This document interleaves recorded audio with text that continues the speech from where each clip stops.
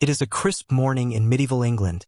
The year is 1236, and the immense shadow of a cathedral stretches across the cobblestone square. Inside, the towering walls echo with solemn prayers. The scent of incense hangs thick in the air, and sunlight streams through stained glass windows, breaking into fragments of red, blue, and gold that scatter across the cold stone floor. Nobles and clergy gather in hushed reverence, awaiting what should be the happiest day in a young woman's life, a moment spoken of as sacred, though for the one at the center of it all, it feels anything but joyous. If the observer looks closely at the bride standing before the altar, they will notice details that unsettle the heart. Her hands quiver uncontrollably, not from anticipation, but from fear so sharp it chills the soul. This young girl is Eleanor of Provence, no older than 13. At her side stands King Henry III of England, 28 years old, a man of power and reputation, yet to her a complete stranger. She has never spoken to him, has never once seen his face until now, as he gently lifts the veil from her head. In that moment, whatever innocence remained of her childhood vanishes, for her fate was sealed the day her father signed the marriage contract. Now she stands here knowing that within a few hours she must face something that fills her with dread deeper than plague or battlefield. Her wedding night. This is not a sweet fable polished by later storytellers, nor a romance like those written in plays and poems centuries later. This is the unvarnished reality of medieval dynastic marriage, where girls scarcely past childhood were handed over to men old enough to be their fathers. In such unions, the most private moments of a woman's life were transformed into matters of politics, into performances for others to witness, and the first night of marriage was not a celebration of tenderness but a terrifying initiation, one that could leave lasting scars and, at times, even cost lives. This is the reason why queens of the Middle Ages feared their wedding nights more than death itself. These stories are not about nervous brides reluctant to marry. They are about children thrust into adult ordeals beyond their comprehension. Young women who understood with horrifying clarity that once the vows were spoken, they might never again know safety. Before delving deeper into these forgotten chronicles of fear, suffering, and survival, consider what it means that such accounts have remained hidden for so long. And if exploring these darker truths of history resonates with you, imagine the many listeners across the world who, like us, are bound together through curiosity, uncovering the past from different corners of the globe, connected across centuries by a shared search for understanding. The first truth one must grasp about royal marriages of the Middle Ages is that they had absolutely nothing to do with love. They were not born of choice, not tales of hearts united, but instead arrangements of power, political bargains, treaties, and strategies for dynasties. In such matters, the emotions of the bride were not merely irrelevant, they could even be dangerous. Imagine the reality. A noble daughter, perhaps 10 or 11 years old, still at play with her dolls or learning the craft of embroidery, suddenly summoned to her father's chamber. No request for her thoughts is made. No consideration of her desires is offered. He simply informs her that she has been promised to a man she has never met, in a country she has never seen, for reasons she is far too young to comprehend. Childhood, once ended, could never return, and for noble daughters of the Middle Ages it was taken from them with no possibility of resistance. Margaret Beaufort learned this cruel truth at the age of 6, when she was promised in marriage to John de la Pole, son of the Duke of Suffolk. By the time she reached 9, political tides shifted, and she was instead pledged to Edmund Tudor. She had no voice in either choice. Her worth was not judged by her intellect, her kindness, or the dreams she might have carried for the future. It was measured in the land she would inherit, the alliances her marriage could cement, and most of all, the children she was expected to bear. The emotional weight of this system cannot be overstated. From their earliest years, these girls grew up with the knowledge that their lives did not belong to them. Their futures were shaped in distant halls by powerful men, and one day they would be handed to a stranger who would hold complete control over their existence. They lived in a state of constant unease, never knowing when the summons would arrive or what sort of man they would be forced to accept as husband. And yet the marriage contract itself was only the beginning of their ordeal. The deeper terror lay in a ritual known as the bedding ceremony, a custom so invasive and humiliating that by modern standards, it would be considered nothing less than cruelty. What should have been a private moment between two newlyweds became a staged performance, turned into entertainment for the community. Here is how it unfolded. After the wedding feast, the bride and groom were led to their chamber by crowds of guests. Family, friends, nobles, and sometimes even strangers packed into the room, shouting crude jokes and giving mocking advice while the frightened couple was compelled to undress before them. Clothes were tossed about, coarse remarks made about the bride's appearance, and the atmosphere became one of carnival mockery, degrading what should have been a sacred moment into a humiliating spectacle. For royal couples, the intrusion was even harsher. Because these unions represented kingdoms and fortunes, witnesses were required to ensure the marriage was formally recognized. In some cases, attendants remained in the room itself, hidden behind curtains or standing at the foot of the bed, their presence a guarantee that the act of union had been completed. The bride's innocence, her fear, her tears, all of it was treated as public property. Imagine a girl of 13, already terrified by the stranger to whom she had been given, now surrounded by dozens of adults as she was stripped of privacy and prepared for an experience she knew would be painful and terrifying. The emotional scars of this ritual alone were devastating, yet in medieval society it was regarded as acceptable, even essential, to validate dynastic marriages. Prehend. The presence of witnesses during the bridal chamber was not meant to be an act of cruelty, though its impact was undeniably harsh. Their duty was rooted in politics. A royal bride's purity was seen as a valuable asset, and the confirmation of her union with her husband was required to prevent disputes over inheritance or the legitimacy of heirs. If a queen failed to provide children, or if questions arose regarding paternity, those who had observed the ceremony could testify that the marriage had been sealed according to custom and law. The suffering of the bride was treated as little more than collateral damage in a system that placed dynastic stability far above human dignity. Yet perhaps the most frightening element of these wedding nights was not only the humiliation or the forced loss of privacy, but the tender age of the brides themselves. These were not grown women making choices of their own. They were children, some as young as 8 or 9, pushed into responsibilities they could neither understand nor accept. The youngest queen in English history, Isabella de Valois, was given in marriage to King Richard II at only 8 years old. Imagine a child of that age today being told she must marry a man fully grown and live as his wife. To us, the idea is unimaginable, even monstrous, yet within medieval royalty it was regarded as ordinary practice. Eleanor of Provence was just 13 when she was married to Henry III. Margaret of Anjou was 15 when she became the bride of Henry VI, and of Bohemia, also 15, was given as the first wife of Richard II. These were not rare exceptions, they were the accepted norm.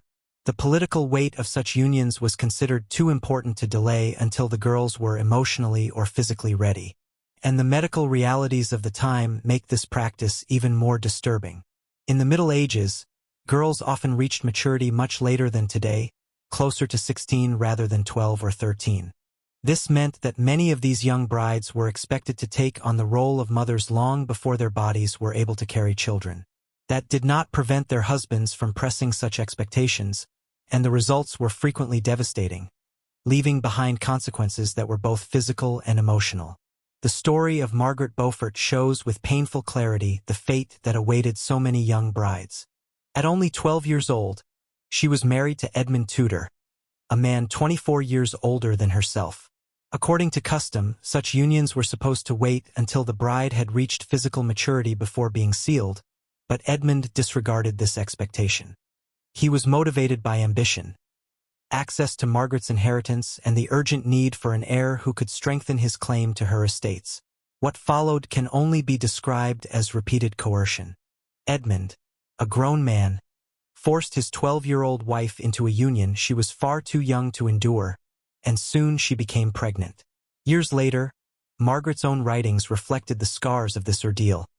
Nights without sleep, constant fear, and the powerless anger of a child trapped in circumstances far beyond her control. Less than a year later, when Edmund succumbed to plague, he left behind a widow of only 13, carrying his child. Margaret herself was still a child when she went into labor, and the birth almost ended her life. Her confessor described it as nothing short of a miracle that someone so small could deliver a child at all. The ordeal left her permanently weakened. Despite 2 later marriages, she never bore another child. Her body too damaged by a pregnancy it had not been ready to bear. Her experience was not rare, but the predictable outcome of a system that regarded young girls not as individuals but as instruments of dynastic power. These brides faced their wedding nights with very real fears, that they might be forced into motherhood before their bodies were prepared, and that the attempt might kill them. Such fears were not the result of childish imagination, but sober recognition of the dangers before them. And the harm extended beyond the physical. The psychological toll of such marriages created generations of queens who lived in constant unease, never knowing when their husbands might turn violent, never finding a voice they could trust. They were left isolated in foreign courts, surrounded by strangers who saw them not as people but as political assets. This system was built to crush their spirit, to turn bright children into obedient wives expected to produce heirs without question. For them, the wedding night marked only the beginning of a lifetime of control, one that stripped away identity, autonomy, and, often, the will to live. And as we move further into these forgotten accounts, it becomes clear that the terror medieval queens felt was never confined to a single night. It haunted them for life. For these young queens, the wedding night marked not only the loss of childhood but the beginning of a life where they would never again hold control over their own bodies, their choices, or their destinies. The true horror was not confined to what took place within the bridal chamber. It was what awaited them in the days that followed. When morning arrived after that first dreadful night, they realized the nightmare had only just begun. The wedding night was not an isolated event of terror, but the opening chapter of a long ordeal in which each dawn brought new fears. Imagine the morning of a 13-year-old queen whose first night as a wife had been turned into a public spectacle. She would rise aching, wounded, and emotionally shattered, only to face court physicians sent to confirm that her body had been altered. Her sheets would be inspected, her body examined by strangers, and the most private details of her suffering recorded in official accounts. And this was only the beginning. A queen's life was placed under a system of surveillance that monitored every aspect of her ability to bear children. She was not simply a wife but a vessel for heirs, her worth tied to producing sons for the dynasty. Every month, officials tracked her cycles. Every meal was observed for signs of pregnancy. Every scrap of privacy was invaded by servants whose duty was to report on her condition. The pressure to conceive was relentless. If a queen failed to show signs of pregnancy within the first year of marriage, whispers of barrenness, divine judgment, or even unfaithfulness began to spread. The alliances that had justified her traumatic union depended entirely on her ability to provide an heir. Failure meant disgrace, the risk of annulment, exile, or worse. Margaret of Anjou, married to Henry VI at 15, endured 8 years before giving birth to a son. For 8 years she lived under constant scrutiny, her body examined by physicians, her reputation undermined by rumors of a curse or defect. When she finally bore Edward of Westminster, her tears were said to have flowed not from joy but from relief. Relief that she had at last fulfilled the purpose for which she had been bartered. The medical reality of medieval pregnancy only deepened these fears. Without modern knowledge or safe conditions, childbirth was a gamble with death, and many women did not survive. Mortality rates were staggering, and royal doctors often placed the child's survival above the mother's. A queen's life carried value only as long as she could provide heirs. Once that duty was fulfilled, her survival was often considered secondary. Eleanor of Provence, who had once trembled before the altar, bore her first child at 16.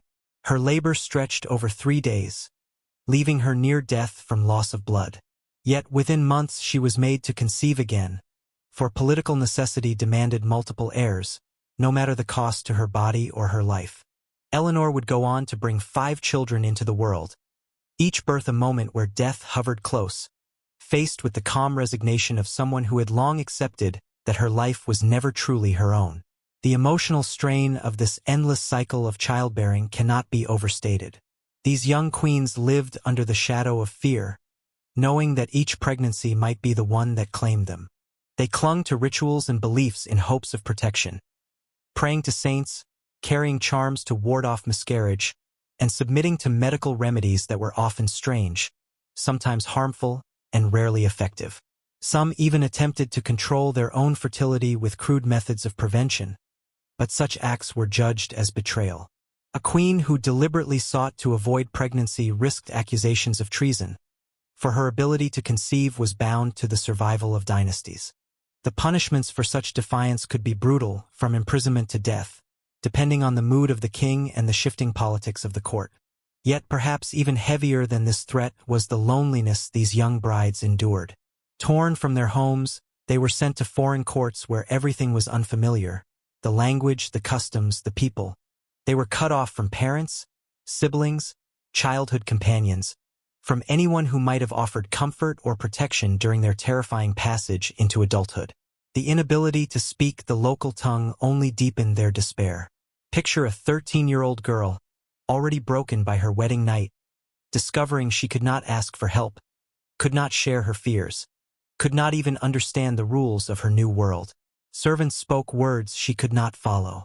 Rituals and traditions were alien, and the man who now ruled every part of her life was still, in every sense, a stranger. Isabella de Valois, married at the age of 8, was sent from France to England stripped even of her childhood friends. She found herself surrounded by courtiers who regarded her not as a child in need of kindness, but as a political token. When she attempted to preserve French manners or speak her native tongue, she was reprimanded and pressed into the English way of life. Her culture, her identity, her very sense of self were gradually erased and replaced with whatever the English court demanded of their queen. Surviving letters from queens of this era give us a window into the depths of their despair.